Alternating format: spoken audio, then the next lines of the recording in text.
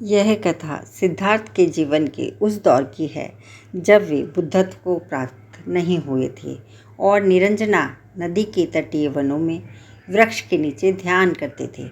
सिद्धार्थ प्रतिदिन ध्यान करने के बाद पास के किसी गांव में चले जाते और भिक्षा मांगकर लौट आते और कुछ ही दिनों बाद उन्हें भिक्षाटन पर भी जाना बंद कर दिया, क्योंकि एक गांव के प्रधान की छोटी बेटी सुजाता उनके लिए नित्य भोजन लाने लगी।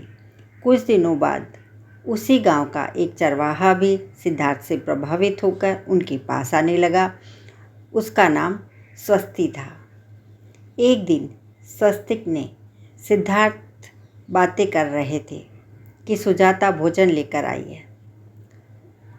जैसे ही सिद्धार्थ ने भोजन करना शुरू किया, उन्होंने बातचीत बंद कर दी।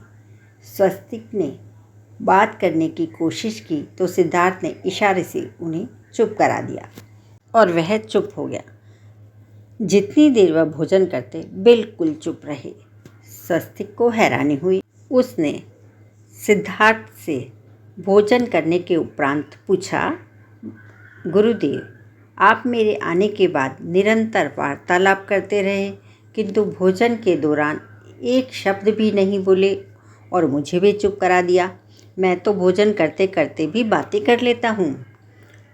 आपने तो मुझे भी इशारे से चुप करा दिया, इसका क्या कारण है? सिद्धार्थ बोले, भोजन का निर्माण बड़ी कठिनाई से होता है।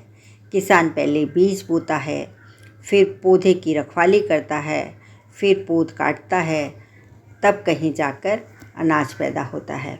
फिर घर की महिलाएं बड़े जतन से उसे खाने योग्य बनाती हैं। इतनी कठिनाई से तैयार भोजन का पूरा आनंद तभी संभव है जब हम पूर्णतः मौन हों। यदि हम भोजन को पूर्ण शांति से मौन रहकर अच्छी तरह से चबा चबा कर खाएंगे तो यह आसानी से पचेगा। इससे पेट भी खराब नहीं होगा और हमारे शरीर को यह लाभ भी देगा। मौन रहकर भोजन करने से श्वास नली में जाने का खतरा भी नहीं रहता है। अतः भोजन के दौरान मैं मौन रहकर उसका पूरा आनंद उठाता हूँ। इसका मतलब यही है कि शांति से किया गया भोजन न केवल हमारी शारीरिक भूख तृप्त करता है, बल्कि मानसिक आनंद और सात्विक शक्ति भी देता है। तो भोजन हमेशा हमें मौन रहकर और चबा चबा कर उसे आनंद लेकर बड़े ही आनंद से भगवान का नाम लेकर खाना चाहिए, क्योंकि वह बड़ी मेहनत से बनता है और भोजन को कभी व्यर्थ भी नहीं